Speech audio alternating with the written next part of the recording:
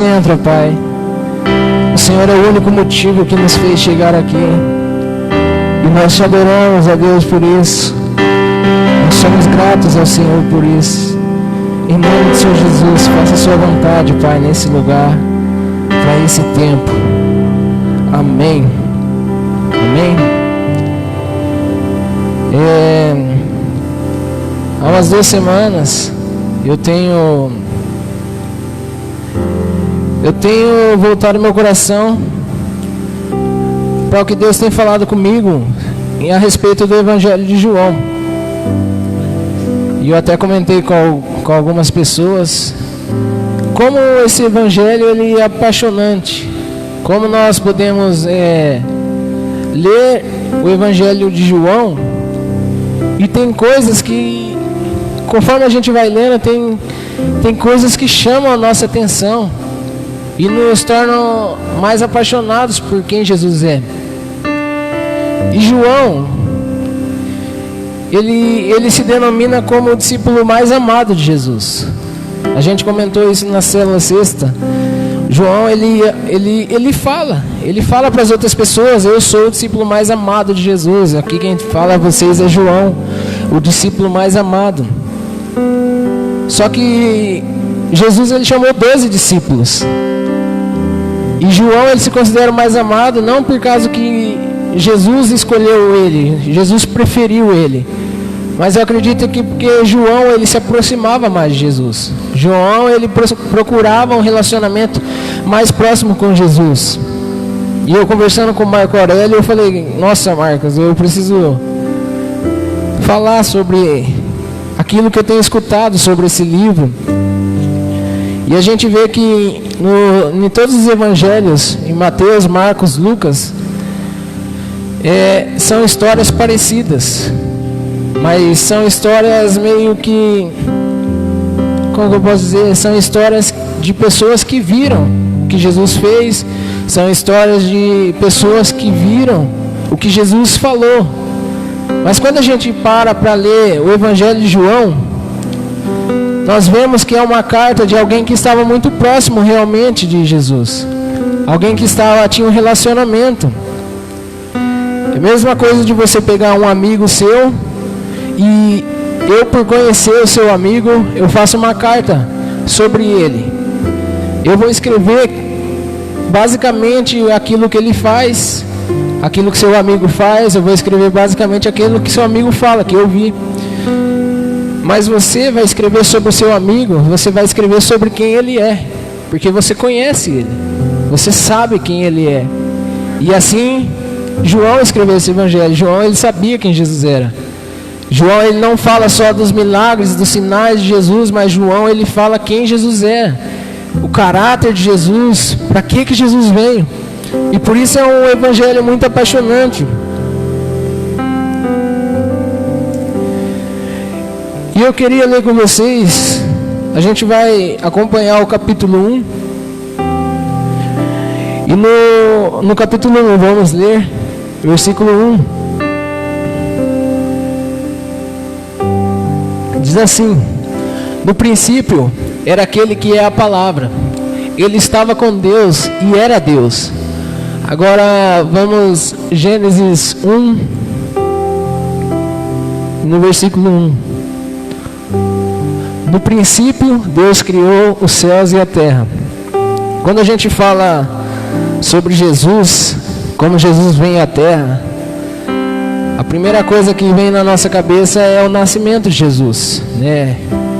A primeira coisa que vem em nós é que Jesus, ele é um anjo, foi se encontrar com Maria e falou que ela ia herdar o Filho de Deus, seria um fruto do Espírito Santo.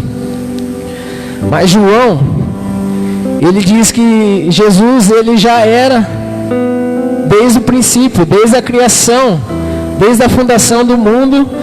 João, ele fala que Jesus, ele é. Não só no nascimento de Jesus, aquela parte rasa que muitos de nós conhecemos, mas João, ele fala que Jesus, ele estava desde lá no princípio. E se a gente lê Gênesis com mais detalhe, com mais atenção, nós vemos que quando Deus ele vai criar Adão, ele fala: façamos a imagem e semelhança, a nossa imagem e a nossa semelhança.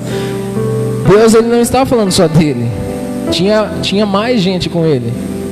E é aqui que entra o que João está falando, que Jesus já estava com ele, o Espírito Santo já estava com ele, e eles estavam desde o início. No versículo 2 e 3 diz assim: ele estava com Deus no princípio. Jesus estava com Deus no princípio, e todas as coisas foram feitas por intermédio dele.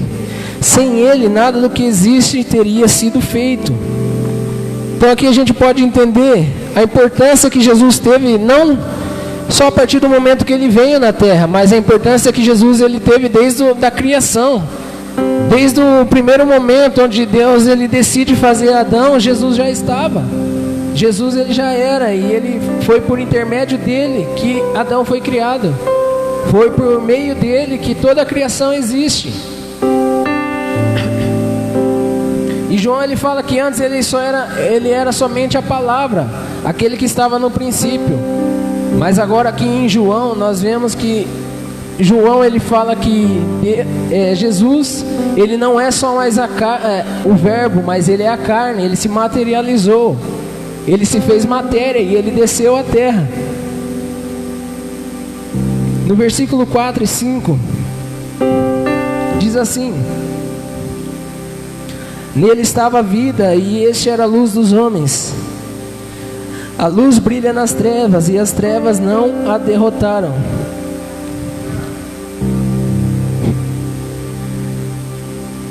Você imagine como estavam aquelas pessoas naquele momento. Se João está retratando Jesus como a luz que veio para aquele tempo, imagine como estavam aquelas pessoas. Imagine a treva que estava naquele meio, no meio daquelas pessoas. E eles estavam ansiosos esperando a luz.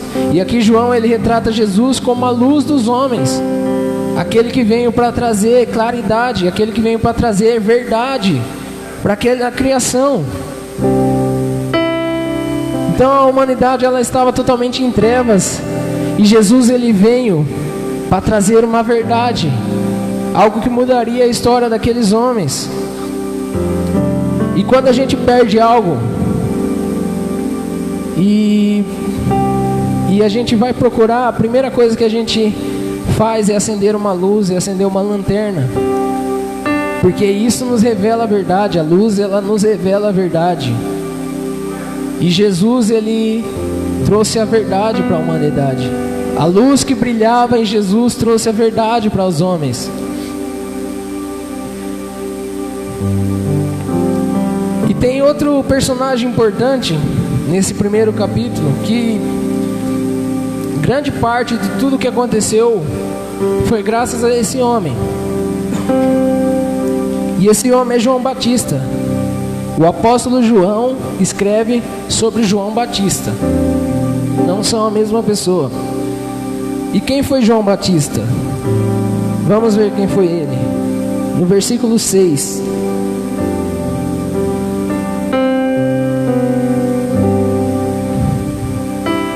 Versículo 6, capítulo 1, versículo 6. Diz assim: surgiu um homem enviado por Deus, chamado João, o Batista. Ele veio como testemunha para testificar acerca da luz, a fim de que por meio dele todos os homens crescem. Ele próprio não era luz, mas veio como testemunha da luz. Estava chegando ao mundo a verdadeira luz que ilumina todos os homens. Então aqui a gente vê quem que foi João Batista. Primeiro, foi alguém que foi enviado por Deus. Não foi alguém que se fez, mas foi enviado por Deus. Segunda coisa, João Batista ele era uma testemunha de quem? Da luz.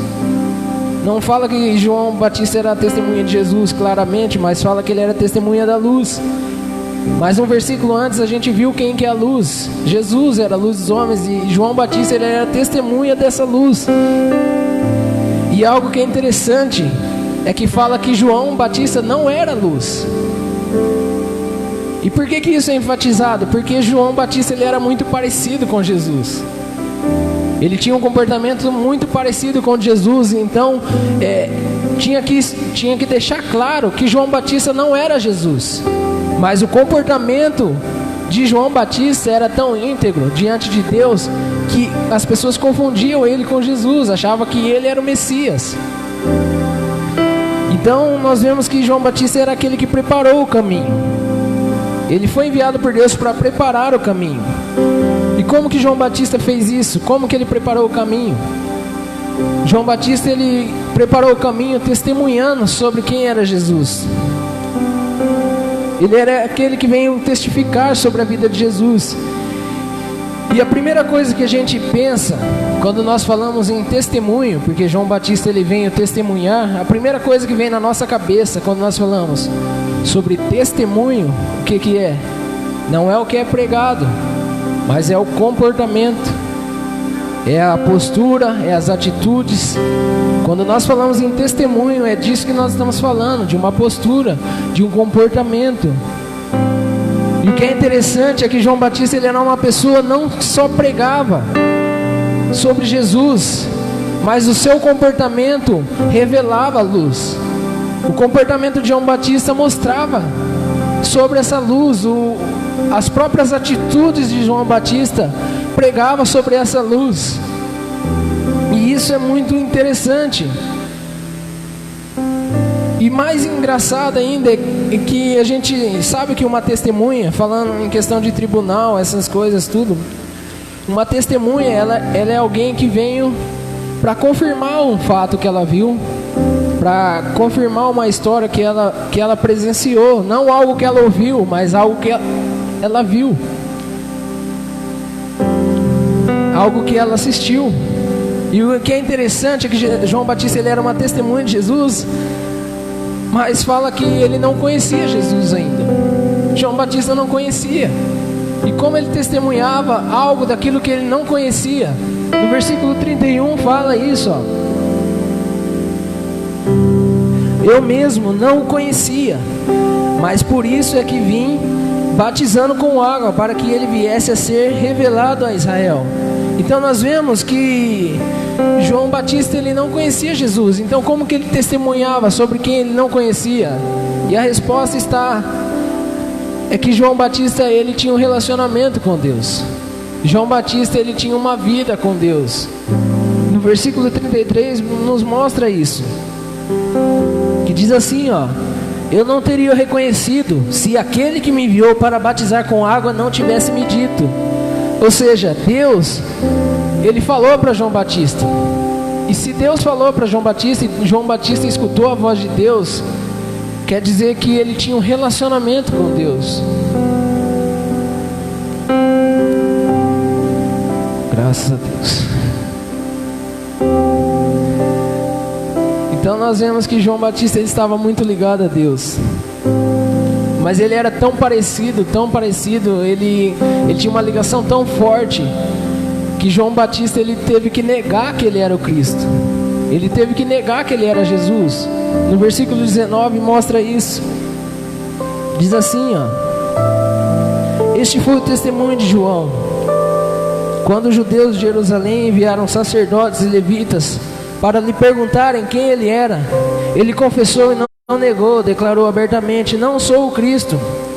Perguntaram-lhe: então quem é você? É Elias? Ele disse: não sou.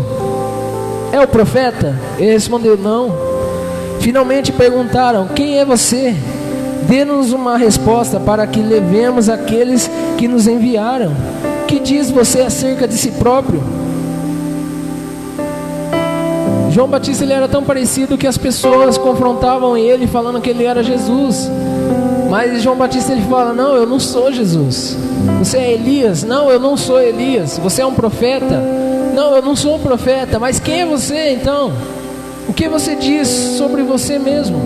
Quem você diz que você é? E em Isaías, no capítulo 40, versículo 3, diz assim: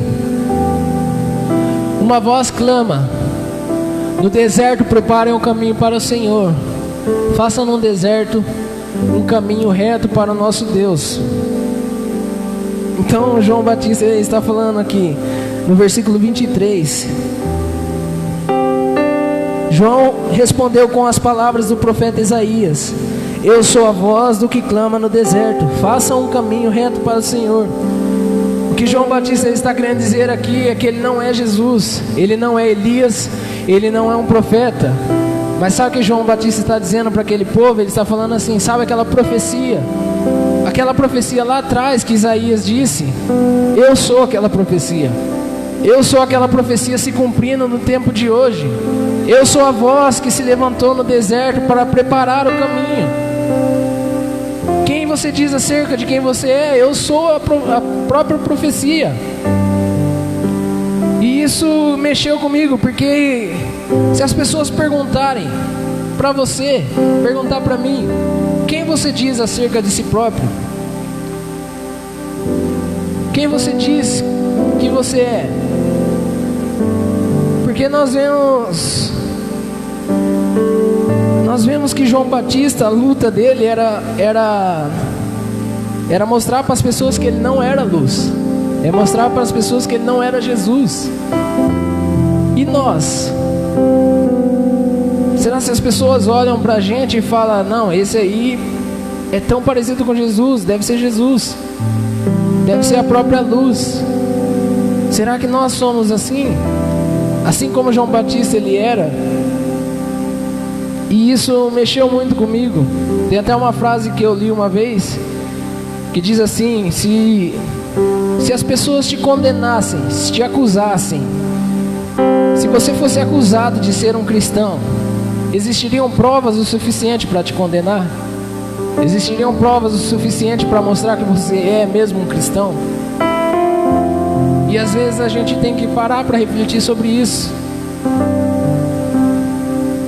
Então, dando sequência aqui, nós vemos que através de João Batista, Jesus ele então assume a sua posição. Então aqui nós vemos que o verbo já não é mais o verbo, já não é mais a palavra, mas ele se fez carne.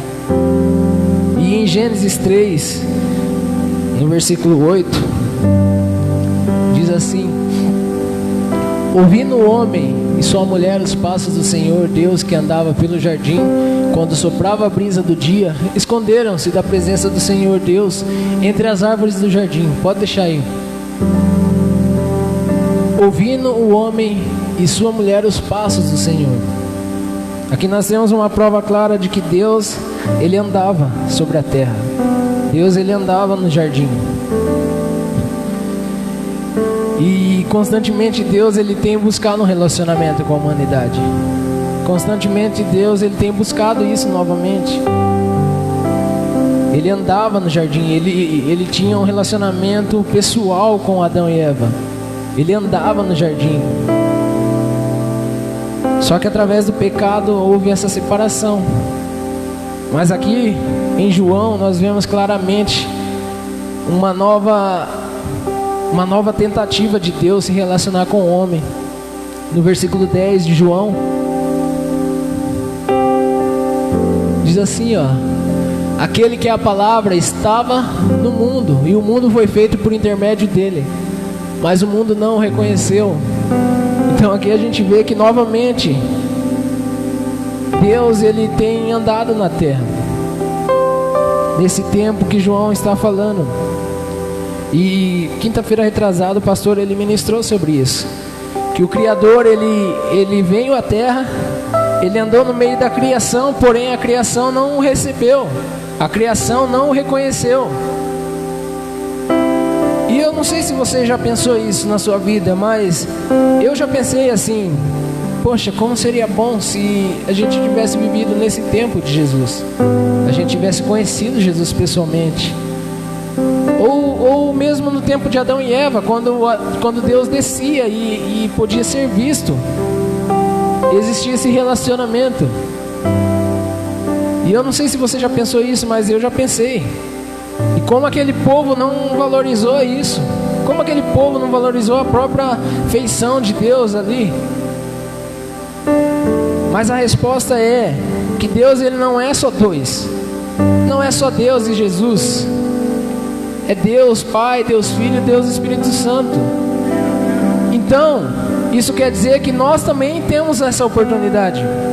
Assim como Adão e Eva, eles viram Deus, assim como esse povo viu Jesus, hoje nós temos o Espírito Santo, e eles são os mesmos, é um só, os três são um. E às vezes se a gente for parar para analisar, aqui o Criador, ele desceu e andou no meio da criação, e a criação não recebeu, não reconheceu. E hoje, será que nós temos recebido o Senhor? Será que hoje nós temos reconhecido quem Ele é? Ou será se Ele não está andando, a criação, o Criador está andando no nosso meio, e a nós que somos a criação, não estamos o reconhecendo, não estamos o recebendo?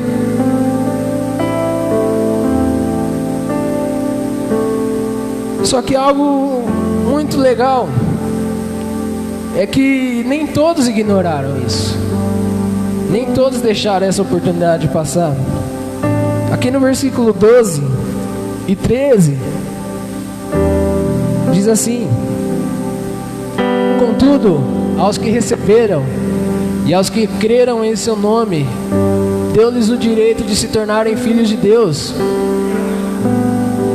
os quais não nasceram por descendência natural, nem pela vontade da carne, nem pela vontade de algum homem, mas nasceram de Deus.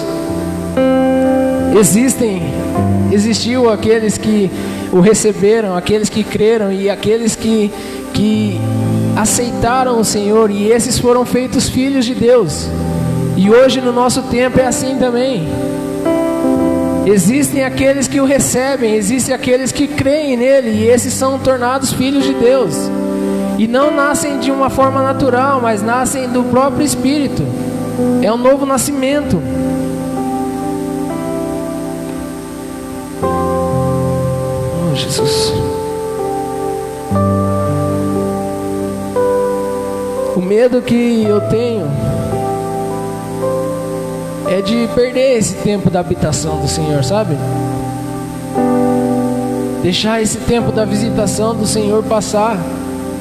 Porque nós sabemos que um dia o Espírito Santo ele será retirado da terra, e aqueles que ficarem aqui não terão esse auxílio. E isso tem que estar na nossa cabeça. Isso tem que estar no nosso coração. O medo de perder o tempo da visitação do Senhor. O medo de perder essa oportunidade de se relacionar com Deus. Pessoal, um relacionamento pessoal, não é um relacionamento de longe. É um relacionamento pessoal. Nós devemos criar esse medo. O Espírito Santo está aí, a gente não perceber, a gente não sentir. O Espírito Santo está chamando, está querendo falar aos nossos corações, e a gente com o nosso coração duro, a gente não receber. E aqui no versículo 14,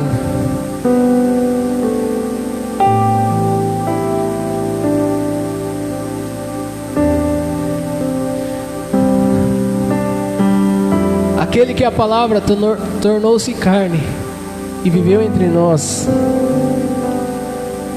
vimos a sua glória, glória como de unigênito vindo do Pai, cheio de graça e de verdade.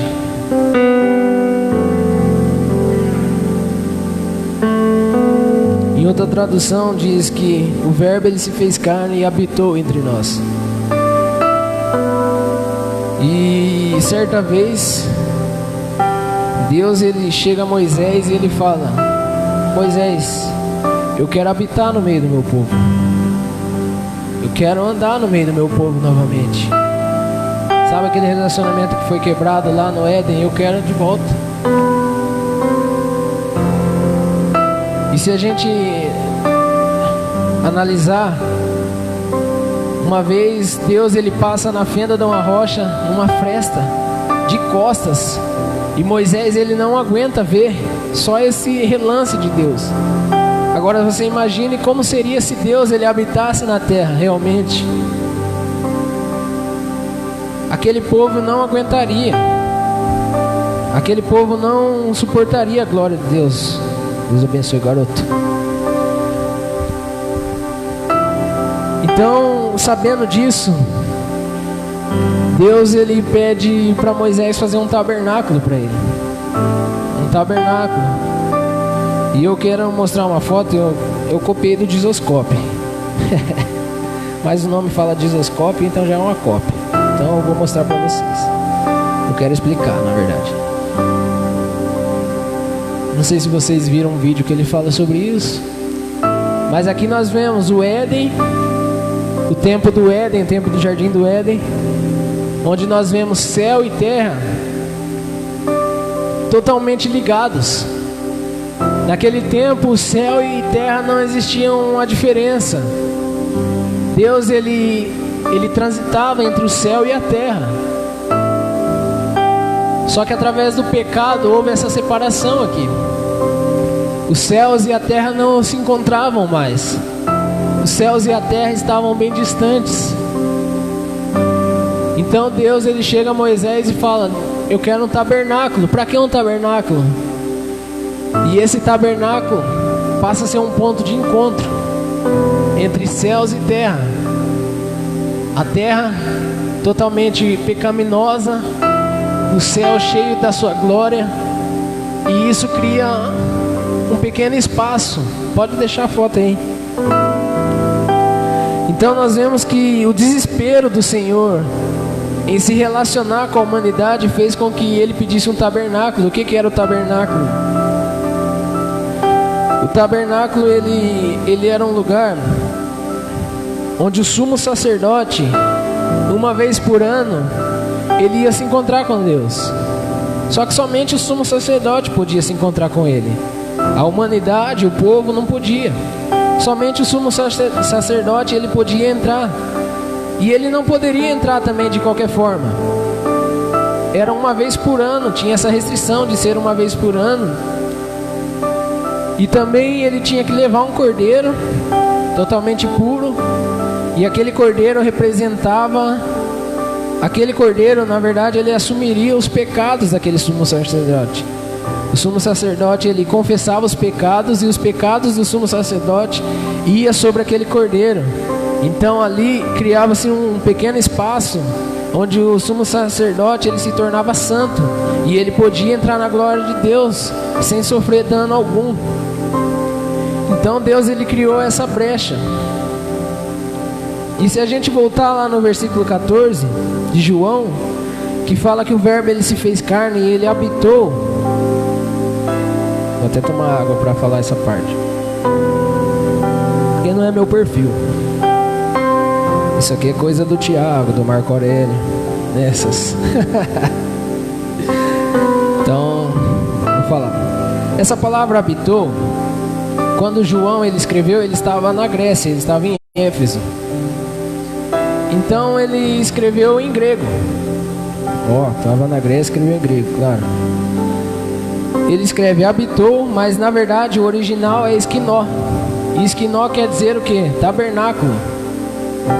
Então, quando Deus ele pede para Moisés que ele quer habitar no meio do povo, na verdade ele está usando essa palavra, esquinó, que quer dizer tabernáculo. Ou seja, Moisés, eu quero tabernacular no meio do meu povo. Eu quero criar essa brecha para que eu possa novamente se encontrar com o meu povo. E essa mesma palavra esquinó, ela é falada aqui em João. Quando João escreve que o verbo, ele se fez carne e habitou no meio do povo, ele está querendo dizer que o verbo, ele se fez carne e ele tabernaculou no meio do povo. E quando nós vemos isso, é totalmente apaixonante. Porque nós sabemos que o tabernáculo, ele era um lugar totalmente separado, era um lugar totalmente santo. Era um lugar totalmente restrito. Não era todos que podiam ter acesso ao tabernáculo. Mas nós vemos como Deus ele amou a humanidade, que ele fez um tabernáculo em Jesus. E esse tabernáculo, diferente daquele de Moisés, não é mais restrito. Aquele tabernáculo que foi feito lá atrás, agora está sobre Jesus. E qualquer um pode ter acesso a ele. qualquer um pode chegar até Jesus, e nós vemos isso, que Jesus ele andava no meio dos pecadores. Então Deus ele tá novamente, ele estava querendo um relacionamento com o homem, e ele decide: eu vou fazer um tabernáculo no meu filho. Por isso que o verbo ele se fez carne e ele habitou, ele tabernaculou. E isso quer dizer que Jesus ele se tornou um tabernáculo ambulante. Não é um templo feito por mão de homens, é um templo que andava sobre a humanidade. Não era um lugar parado, não era um lugar separado, mas era um lugar onde os céus e a terra se encontravam novamente. Era um lugar, um ponto de encontro novamente entre céus e terra. Por isso que quando Jesus ele andava, os céus ia junto com ele. Por isso que nós vemos as palavras de Jesus com sabedoria, as palavras de Jesus com autoridade, porque não era algo dele. Ele era 100% homem, 100% Deus. E essa parte 100% Deus é por causa desse tabernáculo. O céu estava com ele. Onde ele ia, o céu andava com ele. E é por isso que nós vemos tantos sinais de Jesus. É por isso que nós vemos tantos milagres em Jesus. Você imagine Jesus chegando diante de um cego. Por que aquele cego ele era curado? Porque no céu não existe cego. E o céu estava chegando na vida daquele cego e fazendo ele enxergar. O céu ele estava chegando naquela pessoa que estava endemoniada, mas não existem demônios no céu. E o céu que estava sobre Jesus não deixava com que os demônios ficassem naquele lugar. É por isso que quando Jesus chegava, as pessoas elas se admiravam, porque não era só Jesus, o homem, a matéria, mas sim um ponto dos céus. O próprio céu estava chegando sobre aquele povo. E isso me fascinou quando eu descobri isso. Eu precisava pesquisar sobre isso, porque Jesus ele tabernaculou no meio dos seus. Jesus ele trouxe os céus novamente. E às vezes a gente via que somente os santos, né, aquele santo entre aspas, podia acessar a Deus. Mas agora não, qualquer pessoa que recebesse, qualquer pessoa que cresce, tinha o direito de se tornar filho de Deus. Não é só aqueles que têm uma posição, não é só aqueles que têm um cargo, mas é qualquer criatura que quiser receber, tem direito de se tornar filho de Deus.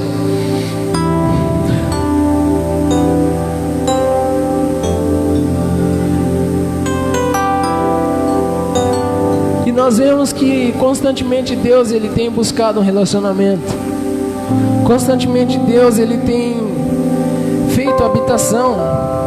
Já é a terceira vez que Deus ele desce na terra. Deus ele usou 100% do que ele tinha para habitar. Ele usou o Pai, ele usou o Filho, ele usou o Espírito Santo agora, ele tem usado.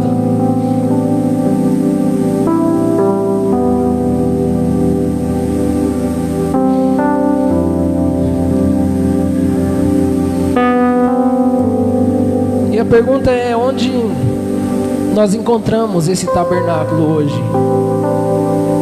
Onde procurar esse tabernáculo? Porque se Jesus ele era o tabernáculo, mas Jesus ele foi com o Pai, ele está preparando um lugar para nós. Onde nós encontramos esse tabernáculo hoje? Talvez a gente pense que esse tabernáculo a gente se encontra aqui na igreja, mas muito mais do que isso. Hoje esse tabernáculo ele vive em nós. O tabernáculo, o tempo da visitação, o tempo da habitação do Senhor vive em nós. Aquilo que Jesus ele carregava com ele, aquele pedaço do céu que ele carregava com ele, nós carregamos dentro de nós hoje. Nós temos esse direito, nós temos essa autoridade em ter os céus em nós. E os céus, como nós vimos que o céu acompanhava Jesus aonde ele ia, os céus nos acompanham aonde nós vamos. Não só aqui nessa igreja, mas quando saímos lá fora, o tabernáculo do Senhor ele está estabelecido sobre as nossas vidas. E hoje esse tabernáculo que anda, que vai para qualquer lugar, somos nós. Nós vemos isso em 1 Coríntios, no capítulo 3.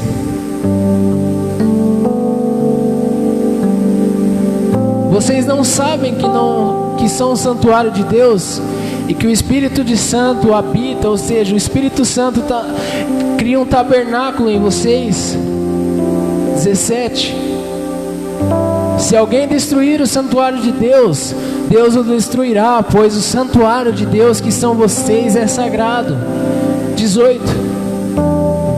Não se enganem, se algum de vocês pensa que é sábio, segundo os padrões dessa era, deve tornar-se louco para que se torne sábio. 1 Coríntios capítulo 6, verso 19.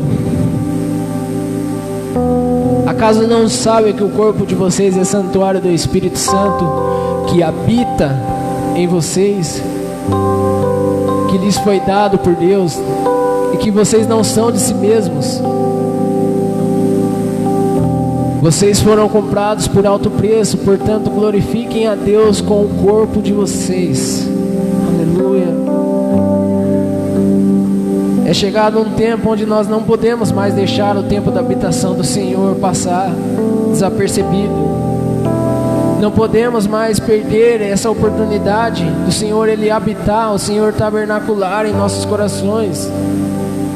Nós devemos nos dar como oferta a Ele, cuidando do nosso corpo, para que o Espírito Santo habite em nós, para que o tabernáculo do Senhor Ele habite em nós.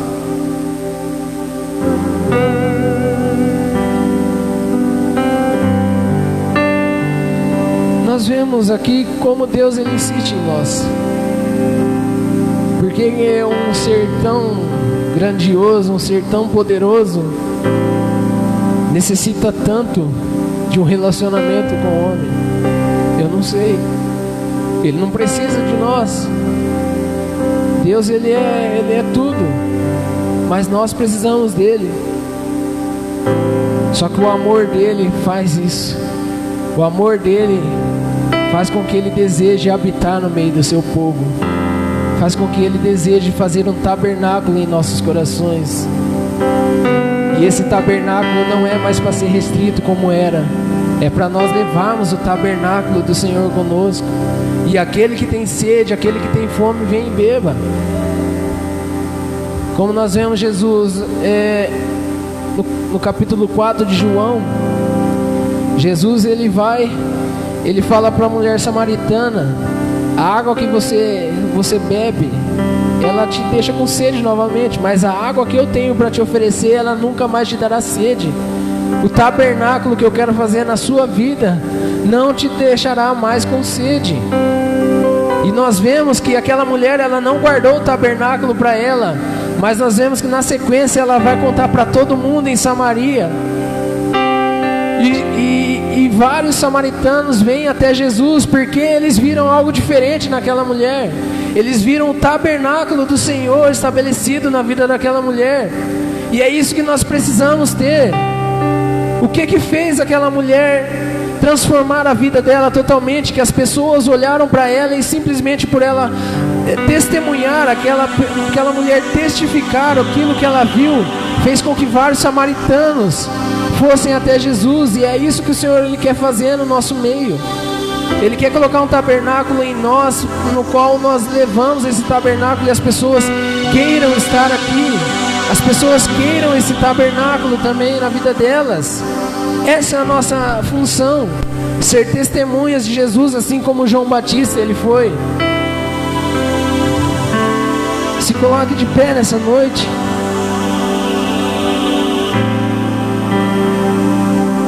É chegado o tempo da habitação do Senhor. É chegado o tempo da visitação do Senhor.